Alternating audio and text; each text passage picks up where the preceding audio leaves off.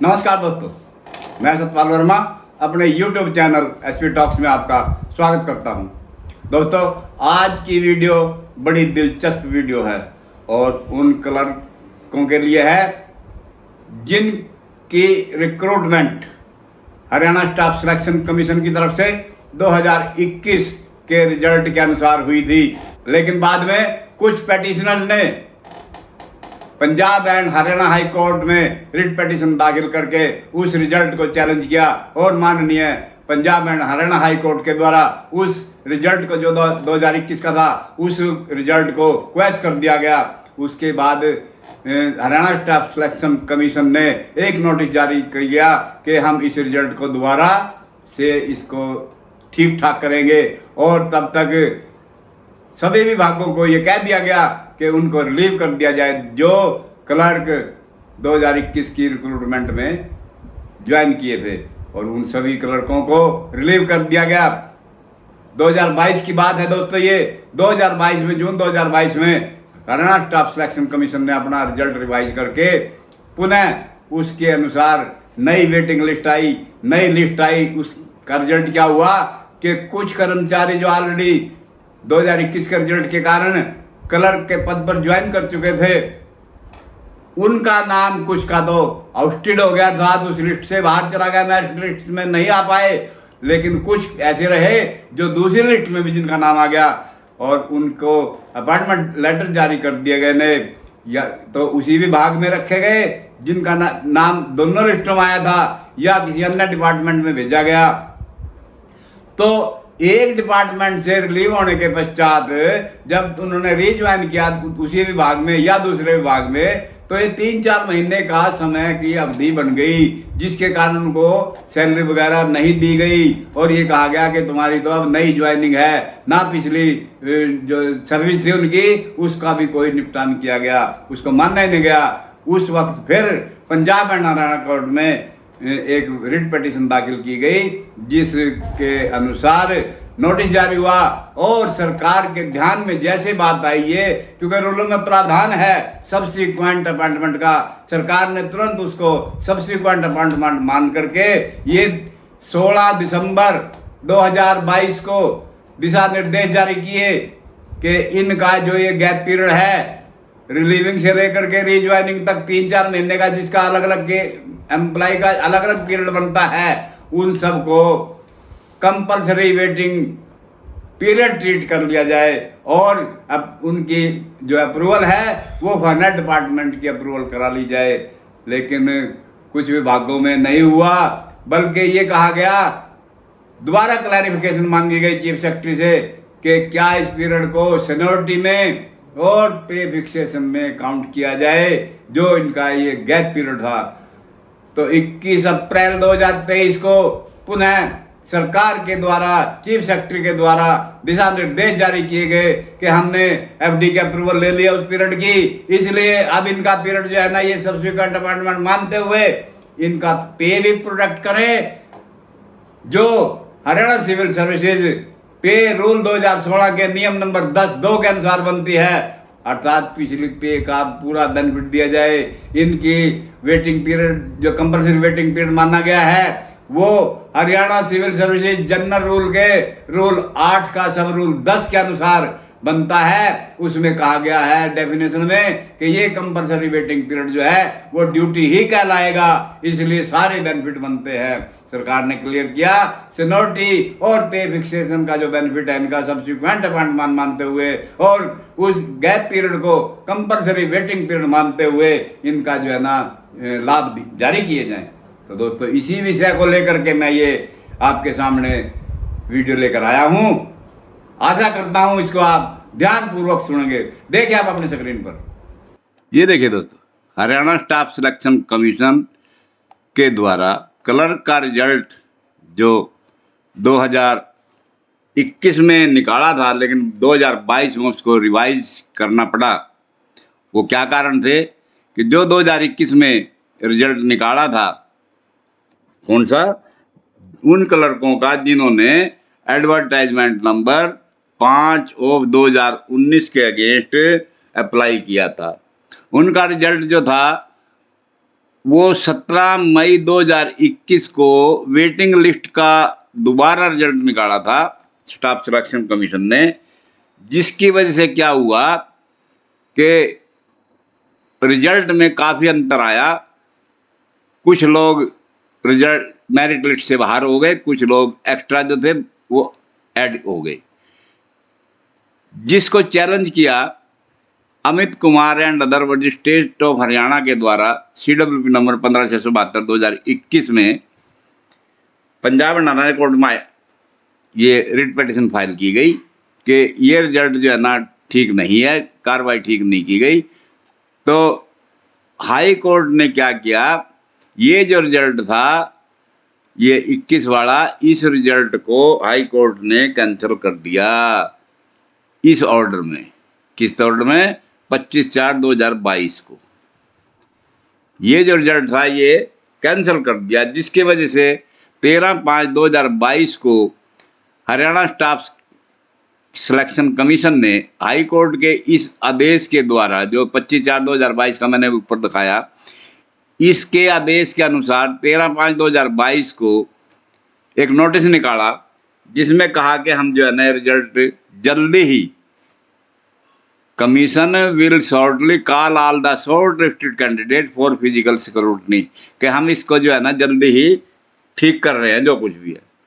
और साथ में सभी डिपार्टमेंटों को ये कह दिया गया कि इनको रिलीव कर दिया जाए, जो न्यूली रिक्रूटेड क्लर्क पहले कर दिए थे इस रिजल्ट के हिसाब से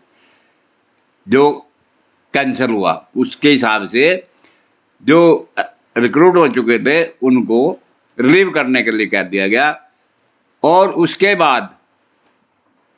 जून 23, 2022 को हरियाणा स्टाफ सिलेक्शन कमीशन के द्वारा फाइनल रिजल्ट निकाला गया, जिसकी बायोमेट्रिक की वेरिफिकेशन भी 5 जुलाई 2022 को कर ली गई थी। इस बेस पे जो Haryana, Punjab and Haryana high court के जो आदेश थे उसके अनुसार नया रिजल्ट तैयार कर दिया, जिसके कारण क्या हुआ कि कुछ मेरिट लिस्ट में आउटस्टेड हो गए अर्थात बाहर हो गए और कुछ नए ऐड हो गए, तो वो अपॉइंटमेंट दोबारा की गई। तो इस प्रोसेस में कम से कम भी 4-5 महीने लग गए, जबकि रिवाइज रिजल्ट के अनुसार जो निकाले गए कर्मचारी थे उन्होंने जब दोबारा ज्वाइन किया, उन्हीं वही कुछ वो थे कुछ और थे, जो पुराने थे उनको ज्वाइन करने में 4-5 महीने का समय लगा, जो कि गैप पड़ गया। लेकिन नए डिपार्टमेंट वालों ने क्या कहा, जहाँ भी उनकी पोस्टिंग हुई कि हम तो भी नया मान लेंगे, उनको पुराना नहीं मानना। तो जिसकी वजह से क्या हुआ, उनको 4-5 महीने की सैलरी भी नहीं मिली। तो विकास मीना नाम से एक CWP दाखिल की गई Punjab and Haryana high court में, CWP number 26/597 2022, Vikas Meena and other verge state of Haryana and other के नाम से, जिसमें 22/11/2022 को पंजाब हरियाणा हाई कोर्ट के द्वारा आदेश जारी किए गए कि हरियाणा सरकार इनका क्लेम को कंसीडर करे जो पेटिशनर ने क्लेम किया है इस पेटिशन में। तो इस आदेश को देखते हुए सरकार ने इन सभी पेटिशनर को जो रीज्वाइनिंग हुई थी, जिनकी एक डिपार्टमेंट छोड़ के दूसरे डिपार्टमेंट में या उसी डिपार्टमेंट में या उसी बोर्ड कॉर्पोरेशन में किसी दूसरे बोर्ड कॉर्पोरेशन में जो रीज्वाइनिंग हुई, और रिलीविंग से लेकर के रीज्वाइनिंग तक का जो 3-4-5 महीने का पीरियड था, उसको कंसीडर करने के लिए कि आदेश हैं ये माननीय Punjab and Haryana high court के 22/11/2022 के, इसकी वजह से सरकार ने इसको विचार किया और चीफ सेक्रेटरी हरियाणा सरकार के इस आदेश के द्वारा, जो ह्यूमन रिसोर्सेज सेकंड ब्रांच के द्वारा जारी किया गया, ये नंबर था 42389 2022 5/2 दिनांक 16 दिसंबर 2022 को ये एक ऑर्डर जारी किया, जिसका विषय था दोस्तों regarding a treatment the period of clerks recruited against advertisement number 5/2019 category number 1 as the compulsory waiting period from the date of discharge from previous या same department to the date of joining again in the same और new department due to revise result. इस विषय पर जो अभी ऊपर discuss किया हमने कि जो 4-5 महीने का गैप पड़ गया था, उस पीरियड को वेटिंग कंपलसरी वेटिंग पीरियड मानने के लिए ये विचार किया। इसी पिटीशन का हवाला दिया। देखिए, I am directed to invite your attention on the subject noted above and to the honourable high court interim order dated 22/11/2022 in CWB number 26597 of 2022 titled as Vikas Meena and others versus state of Haryana and others vide which the direction were given to take the decision regarding to grant the arrear of salary for the interim period। इन्होंने salary मांगी थी और अपना period regularise करने के लिए कहा था। तो इस पर सरकार ने विचार किया, और क्या विचार किया? The state government has considered the matter and decided that interim period of a candidate who has been recommended against the advertisement number 5/2019 category number 1 वही clerk in both the merit list, जो जिनके नाम staff selection commission के द्वारा दोनों merit list में आ गए थे, जो रद्द हुआ वो भी, और जो फिर बाद में रिवाइज किया उसमें भी नाम आ गए थे, उन क्लर्कों को from the date of discharge from previous या सेम डिपार्टमेंट वहां से रिलीव कर दिया गया उनको। पहले चाहे तो वही डिपार्टमेंट था जिसमें दोबारा लगे, या वो अन्य डिपार्टमेंट था, और कब तक? And to the date of joining in the same और न्यू डिपार्टमेंट, चाहे वो उसी डिपार्टमेंट में लगे, ज्वाइन किया उन्होंने या किसी अन्य में ज्वाइन किया, तब से लेकर रिलीविंग से लेकर रीज्वाइनिंग तक का पीरियड जो था may be treated as compulsory waiting period with the approval of finance department. ये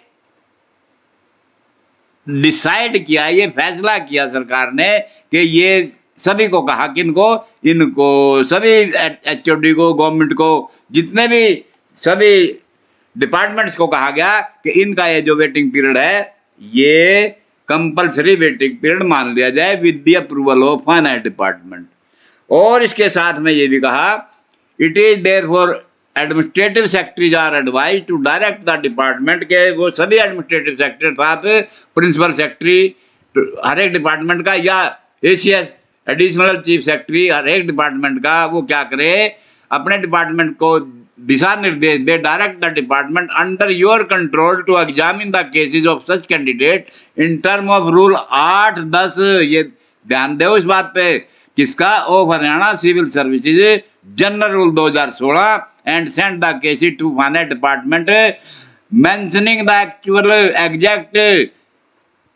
compulsory waiting period in term of rule 8-10 of Haryana civil services general rule 2016 कि इनका ये वेटिंग पीरियड मान लो, लेकिन क्या करिए आप, जो उनका एक्चुअल पीरियड है जितना 3 महीने का, 4 महीने, किसी का केस टू केस अलग अलग डिफर करेगा ना,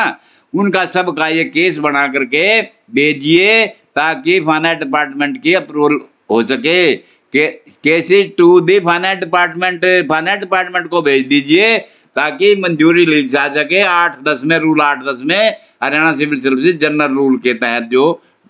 प्रावधान हैं। और इस ये जो पत्र जारी किया था इसके बारे में ये भी कहा, this issue with the concurrence of finance department conveyed wide yo number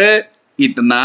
13/12/2022 की, कहते हैं जी फाइनेंस डिपार्टमेंट से हमने पहले सहमति ले ली है इस बारे में, तभी हम कह रहे हैं सबको ऐसा करिए।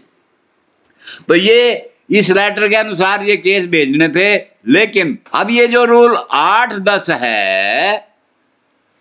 इसके बारे में भी हमें पता होना चाहिए इसमें क्या कहा गया। तो ये एक्सट्रैक्ट मैंने तैयार किया आपको समझाने के लिए। Haryana civil services general rule 2016 ये पुस्तक है हरियाणा सरकार के द्वारा जारी की गई, इसका चैप्टर 2 है ये।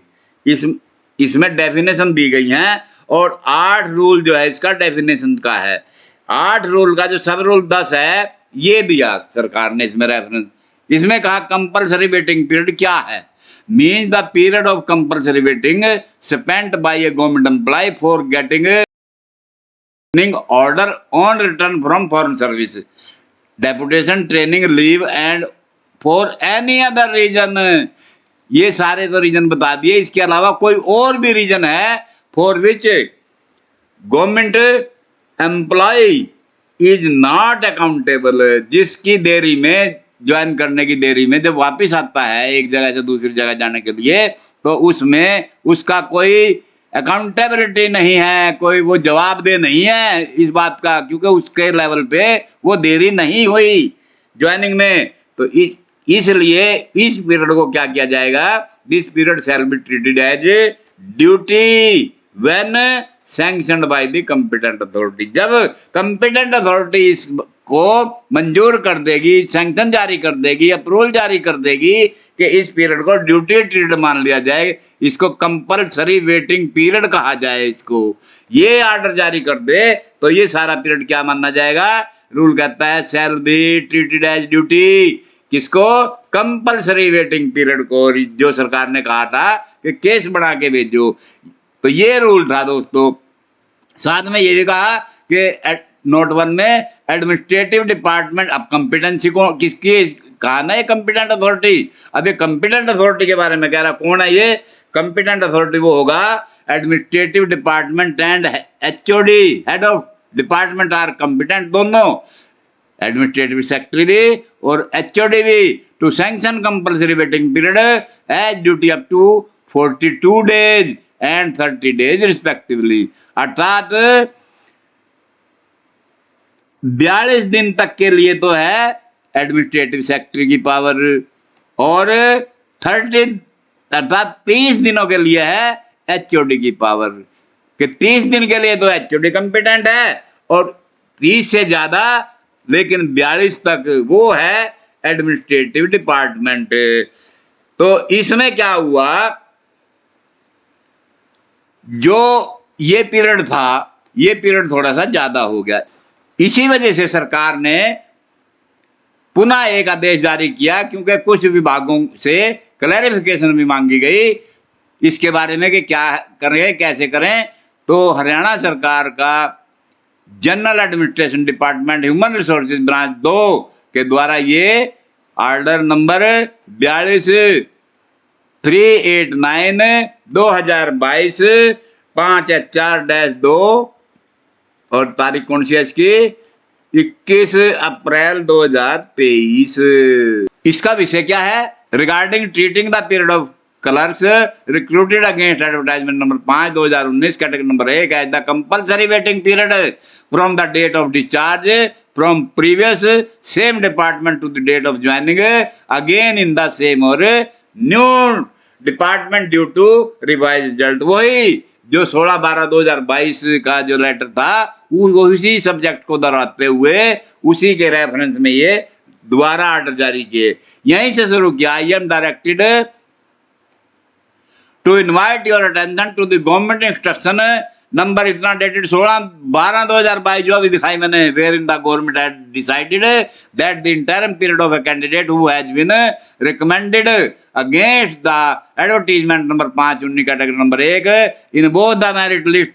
के इस लेटर में ये डिसाइड किया था कि जो ये 5/2019 एडवर्टाइजमेंट के अगेंस्ट जो क्लर्क भर्ती हुए थे और जिनके नाम दोनों मेरिट लिस्ट में आगे थे, जो कैंसिल हुई उसमें भी और जो बाद में रिवाइज हुई उसमें भी, और from the date of discharge उनको डिस्चार्ज कर दिया गया था फ्रॉम प्रीवियस डिपार्टमेंट से या सेम डिपार्टमेंट से, and to the date of joining, और नए डिपार्टमेंट में या उसी डिपार्टमेंट में दोबारा जब ज्वाइन किया, may be treated as compulsory waiting period with the approval of finance department. के इस आदेश में ये कहा गया था, ऐसा ये निर्णय लिया गया था कि फाइनेंस डिपार्टमेंट की अप्रूवल से हम उसका पीरियड, वेटिंग पीरियड को कंपलसरी वेटिंग पीरियड मानेंगे। आगे सेकंड पैरे में गवर्नमेंट कह रही है कि वेरियस डिपार्टमेंट, बहुत से विभाग आर सीकिंग क्लैरिफिकेशन, इस पर स्पष्टीकरण जानना चाह रहे हैं in the matter that whether the past service. अब देखिए, ध्यान दीजिए कि डिपार्टमेंट ने क्लैरिफिकेशन मांगी है क्या, whether the past service should be counted, जो पिछली थी रीज्वाइनिंग से पहले की सर्विस जो थी उसका क्या करें, for the purpose सोनिटी and pay production of clerk, क्योंकि जो गैप पीरियड था उसको तो मान लिया वेटिंग पीरियड, अब इसको क्या करें, पिछली सर्विस को who has been recommended against advertisement number 5/2019, category number 1 in both the merit list of clerk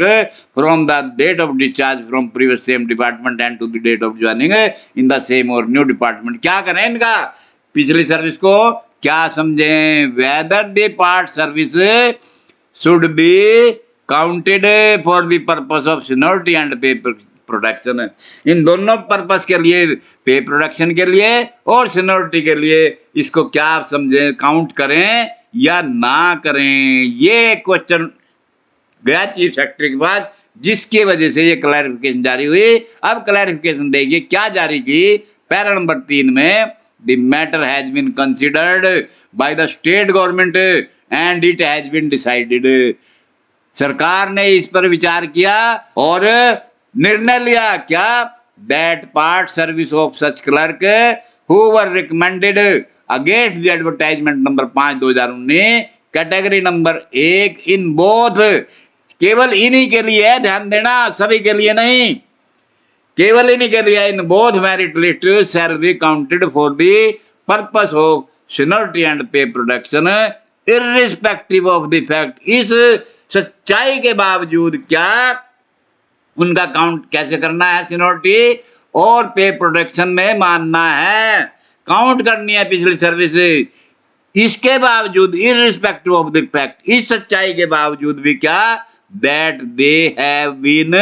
allotted same और डिफरेंट डिपार्टमेंट, चाहे वो उसी डिपार्टमेंट में पुनः लगाए गए या उनको किसी अन्य विभाग में सौंपा गया, कोई अन्य विभाग उनको अलॉट किया गया, चाहे वो उसी डिपार्टमेंट रिज्वाइन हुई या अन्य डिपार्टमेंट में ज्वाइनिंग की उन्होंने, इस बात को छोड़ते हुए, इसके बावजूद। और चौथे पैरे में क्या कहा, it is there for advise, इसीलिए यह सलाह दी जाती है क्या, that necessary action to fix the pay in all such type of cases, जो इस प्रकार के ये केसेज हैं सारे रिज्वाइनिंग वाले, इन मामलों में क्या करना आपने, सबकी सैलरी दोबारा निर्धारण करना है, उनका पे का कैसे करना है, be taken as per provision contained in rule 10 2 of Haryana civil services pay rule 2016 on case to case basis. प्रत्येक केस की भिन्नता होगी, केस केस पर सभी पर अलग अलग विचार करते हुए rule number 10 of the Haryana civil services pay rule 2016 on case to case basis के आधार पर इनकी सबकी पे फिक्स कर दीजिए। अर्थात पिछली पे प्रोटेक्ट होती है इसमें, और इसमें भी this issue with the concurrence of finance department conveyed by DO number इतना डेटेड 11/4/23। ये क्योंकि फाइनेंस डिपार्टमेंट की अनुमति चाहिए तो सरकार ने ही ले ली, सरकार ने पुनः लेकर के अनुमति, और जो है ये अलग अलग डिपार्टमेंट अनुमति लेगा, तो सरकार ने कॉमनली एक अनुमति लेकर के अपने लेवल पर ही इसका निपटारा कर दिया। तो दोस्तों कहने का भाव ये हुआ कि इस रूल में पे का निर्धारण करना है, प्रोटेक्शन करनी है इन सभी क्लर्कों की जो एडवर्टीजमेंट नंबर 5/2019 के अगेंस्ट पहले लगे, फिर दोबारा रिलीव कर दिए गए, दोबारा रिजल्ट रिजवाइज आया और दोबारा रिजल्ट, फिर उनका नाम मेरिट लिस्ट में आ गया, उन्होंने रिज्वाइन किया, तो जो गैप पड़ा उनका रिलीविंग से लेकर के रिज्वाइनिंग तक, उसको कंपलसरी वेटिंग पीरियड मान करके, ये कंपलसरी वेटिंग पीरियड जो गैप पीरियड था वो उसको अप्रूव कर दिया सरकार ने, उसको अप्रूवल मानते हुए इन आदेशों के तहत उसकी जो पे है उसको प्रोटेक्ट करें। और इसमें कहा कि ये सीनियरिटी और पे प्रोटेक्शन दोनों पे लागू है, अर्थात उसकी सीनियरिटी भी उसी तरह रहेगी और पे भी उसी तरह रहेगी। अब बात आती है ये जो रूल बताया है 10(2), ये क्या है, ये भी हमें समझना पड़ेगा कि कैसे पे प्रोटेक्ट होगी। ये एक्सट्रैक्ट मैं आपके लिए लाया हूं, Haryana civil services pay rule 2016, इसका चैप्टर 3 है। इसमें चैप्टर 3 क्या कहता है, फिक्सेशन ऑफ पे ऑन फर्स्ट और सब्सिक्वेंट अपॉइंटमेंट। एक नौकरी छोड़ करके दूसरी नौकरी पे जब ज्वाइन करते हैं तब, या पहली नौकरी जब लगता है तब कैसे पे फिक्स होती है, इसका ये प्रावधान है। तो रूल 10(2) देखना हमने। तो रूल 10 क्या कहता है? फिक्सेशन ऑफ पे ऑन सब्सिक्वेंट अपॉइंटमेंट। दोबारा नौकरी, एक बार लीव हो गया ना क्लर्क, एक बार लीव होकर के दोबारा अपॉइंटमेंट हुई है टू ए पोस्ट हायर, या तो बड़े स्केल में और आइडेंटिकल टू फंक्शनल या एसीपी लेवल, या तो बड़े स्केल में या उसी में जिसमें छोड़ के आया है उसी में फंक्शनल में या एसीपी में। जब ऐसी सिचुएशन होती है तो पे कैसे फिक्स होगी, कैसे उसकी पे निर्धारण की जाएगी, प्रोटेक्शन होगी ना होगी, ये भाई इस रूल में प्रावधान किया गया। On subsequent appointment to a post of level higher than और आइडेंटिकल, चाहे बड़ा स्केल हो चाहे वो स्केल में लगा हो सब्सिक्वेंट अपॉइंटमेंट पे, चाहे वो फंक्शनल हो चाहे एसीपी हो, इन द सेम और एनी अदर डिपार्टमेंट, चाहे उसी डिपार्टमेंट में लगा हो या किसी अन्य डिपार्टमेंट में लगा हो, of Haryana government where the application for the same, जहां पे जिस उस नौकरी को प्राप्त करने के लिए एप्लीकेशन जो सबमिट करी थी उसने कैसे करी थी, not been submitted through proper channel पे, यदि उसने थ्रू प्रॉपर चैनल पे से नहीं की तब तो pay shall be fixed at entry level pay of the post of subsequent appointments admissible under rule 9। क्योंकि ये तो हमारे पे लागू नहीं हुआ इस मैटर में, इसमें तो कहा है ना कि 10(2), तो 10(2) हमने देखना है। 10(2) क्या कहता है? ये 2 है। अब वही बात है जो ऊपर है, क्या कि जहां पे where the application for the same has क्या किया, been submitted through proper channel the pay shall be fixed. जहां पे एप्लीकेशन थ्रू प्रॉपर चैनल, एक नौकरी पे रहते हुए दूसरी के लिए अप्लाई किया थ्रू प्रॉपर चैनल, तो वहां कैसे फिक्स होगी? यही सेम बात यहाँ पे है कि हमने तो नहीं नौकरी छोड़ी पीछे, लेकिन सरकार के प्रावधान तो देखने पड़ेंगे रूलों में। इसीलिए सरकार ने कहा कि 10(2) में पे प्रोटेक्ट होगी, क्योंकि एक नौकरी छोड़ करके दूसरी नौकरी पे जा रहा है। सरकार की दृष्टि में ये थ्रू प्रॉपर चैनल ही है, तो कैसे पे फिक्स कर जाएगी? ए में क्या बताया? Eight entry level pay of the post, या तो वो जो एंट्री लेवल पे है उसकी, उस पोस्ट की क्लर्क की, उसी में लगा दिया जाएगा 1900 में, या be equal to the corresponding cell, जिस सेल में वो तनख्वाह पहले ले रहा था, सैलरी पहले ले रहा था रिलीविंग से पहले, if available in the functional level of the new post. यही सेल जिसमें वो सेल, जिस सेल में वे सैलरी ले रहा था, पे ड्रा कर रहा था, यही सेल यदि फंक्शनल लेवल, जो नई पोस्ट का फंक्शनल लेवल है, उसमें यदि ये फॉल करता है तो सेम मिल जाएगी। यदि ये सेम नहीं है, और या फिर पहले तो कहा कि यदि सेम सेल है तो सेम सेल मिल जाएगी। अब पहले भी कलर था, बाद में भी कलर था, सेम आइडेंटिकल स्केल है, सेम सेल में काम कर रहा था, सेम सेल उसकी नई पोस्ट पे चली जाएगी, अर्थात उतनी ही मिल जाएगी, इसमें वो आएगा। लेकिन पढ़ लेते हैं हम दूसरा सी, क्या? अब सी देख लेते हैं, at the next cell above the existing cell. ऊपर तो कहा ना इक्वल, लेकिन कहता है यदि यहां पे करना या तो इक्वल में होगी, या फिर यदि ये सेल जो ले रहा था वो इसमें नहीं है, तो फिर क्या, नई पोस्ट पे नहीं है, तो फिर क्या करना? At the next cell above, फिर उससे बड़ी सेल दे देने। लेकिन हमारे ऊपर क्या होगा इस मामले में? ये बी लागू होगा, क्योंकि हम जितनी सैलरी ले रहे थे वही सैलरी हमारी आगे फिक्स होगी, उतनी सेल में हम फिक्स हो जाएंगे। अब डेट ऑफ इंक्रीमेंट का भी इसमें थोड़ा सा चयन है। पहले में कहा कि where the pays fixed equal to the entry level pay, the date of increment in both the cases, ऊपर जो बताए 1 और 2 में, शैल बी 1 जनवरी और 1 जुलाई, subject to completion of minimum 6 month qualifying service before that date. आपको मालूम ही है रूल 10 में कहा गया है कि यदि 6 महीने किसी सैलरी को ड्रा करते हो जाए डेट ऑफ इंक्रीमेंट तक, तो उसको जो आजकल 2 इंक्रीमेंटों की डेट हैं, एक 1 जनवरी और दूसरी जुलाई, 1 जुलाई, इन दोनों डेटों को यदि किसी सैलरी को 6 महीने हो जाए ड्रा करते हो पे को, तो वो उसमें इंक्रीमेंट उस डेट को लगेगी। अदरवाइज नेक्स्ट लगेगी। तो वही इसने कहा कि जहां पे बराबर या किसके एंट्री लेवल पे के होता है तो या इसमें लगेगा, किसमें, 2 में, पहले में या 2 में लगेगा तो डेट ऑफ इंक्रीमेंट चेंज होगी। लेकिन नोट 2 कहता है where pay in the pay level is fixed equal to the pay already drawn. यदि जितने पे पहले ड्रा कर रहा था उतनी पे फिक्स होती है, देन क्या होगा, the date of next increment due above shall remain unchanged. तो वहां कहता है चेंज नहीं होगी, इसलिए ये जो है हमारा 2 का बी हमारी सेम पे फिक्स हो रही है, तो हमारी डेट ऑफ इंक्रीमेंट भी वही रहेगी और हमारी पे भी वही रहेगी, फिक्स हो जाएगा, अर्थात पे भी प्रोटेक्ट हो जाएगी और सीनियरिटी भी सरकार ने कहा है हम वही रखेंगे इंटैक्ट। तो अब बात आती है कि यदि ऐसा हो जाए, हो गया ये तो इसका भविष्य में क्या इफेक्ट पड़ेगा, किन किन चीजों पर, क्योंकि ड्यूटी मान ली गई है ना ब्रेक पीरियड, तो जो हमारा गैप पड़ा था उसको वेटिंग पीरियड मान लिया। वेटिंग पीरियड मानते हुए क्या क्या वो ड्यूटी में होता है डेफिनेशन में,